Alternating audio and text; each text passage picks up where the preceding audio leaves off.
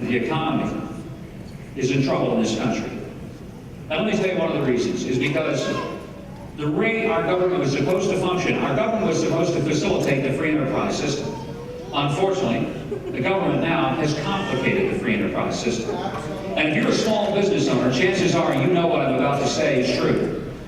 The toughest competition that you face today as a small business owner, or for that matter, a large business owner, is not the guy across town or across the country or across the world. It's your own government, whose policies of taxation, regulation, and the threat of litigation makes it very hard for you to stay successful. You spend more time. Ladies and gentlemen, part of the problem is the tax code, all 67,000 pages of it, is so complicated that nobody understands it, including the IRS. And there's a reason why that the average American is more afraid of an audit of the IRS than they are getting mugged. Frank Luntz, the pollster for Fox News, actually did a survey and found people had rather be mugged than get audited.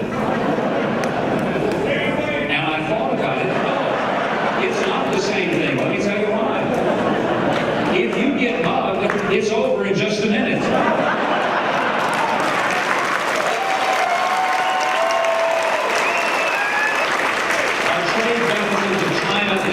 They're getting more of our money and they're making more of our products, and more Americans are going out of work while we're enhancing the Chinese economy. Now look, I'm not against China, but I'm for America. And when I see Americans losing their jobs every single week, it's high time that the American president says free trade is a good thing. That's fine, we're for it.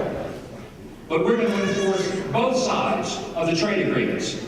We're going to make sure that an American building something has the same competitive capability as does those of a foreign government. And right now, if you make something in America because of the embedded taxes built into corporate taxes and all those other issues that are there, a table built in Rhode Island has 22% embedded cost of the government in every table that's built. If that same table is built in China and it sits against it on the showroom floor, it's not taxed when it's being made, and it's not taxed when it comes to this country.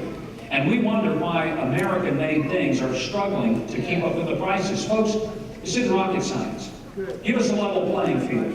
Americans can not only compete, we can conquer, but we have to do it by playing in the same set of rules. And as president, we will.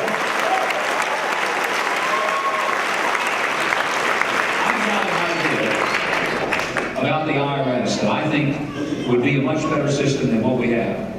You see, it involves getting rid of the corporate and personal income tax and the capital gains tax and the savings tax and the inheritance tax and the taxes on all of our productivity, because it doesn't make sense. When you penalize something, you get less of it. When you reward something, you get more of it. Now, what makes a strong economy? Work and productivity. So when you penalize work and productivity, you get less of it. So why would we think we can build a strong economy by penalizing the very people who are out there working hard? And if you're like the man that I met up in Manchester, New Hampshire a few months ago, working the second shift at the machine shop so he could help his daughter through grad school at Cornell, which costs, by the way, $54,000 a year, and you think, thank you, Lord, my daughter didn't want to go to grad school at Cornell. Here's a guy working 2 shifts. Here's what he told me. He said, because I'm working the second shift, I'm in a different income tax bracket, and now the government is taking a bigger chunk out of my paycheck from the second shift than they were the first. And the truth is, if he saves the money, we tax it.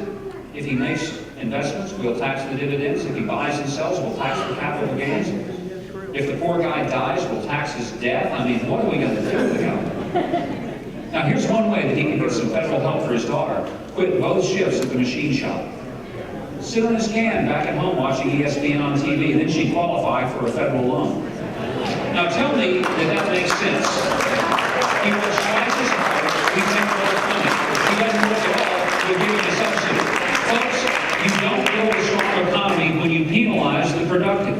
You don't build a strong economy when you make it harder on the people that are trying to work and help for their families. So what I'd like to do is to get rid of all those taxes on the things that we produce and on the way that we produce, and instead we would pay tax at the point of consumption when we buy things at the retail level. Well, April 15th would be just another beautiful day in Rhode Island. And here's what you can do with your 10-4.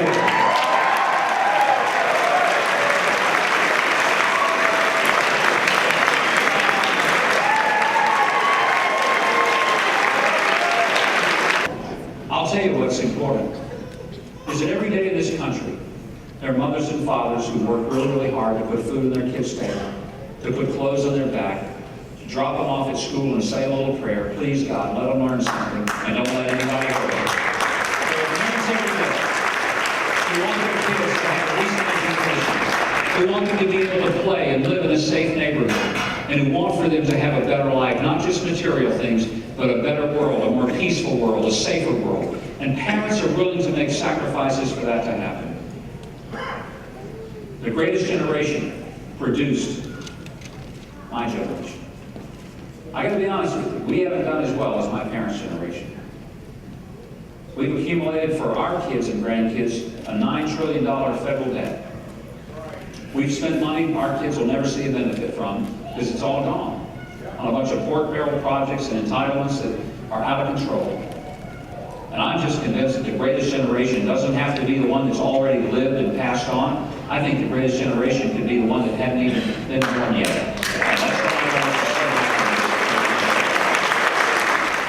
Help us win Rhode Island, because nobody will be able to figure that one out.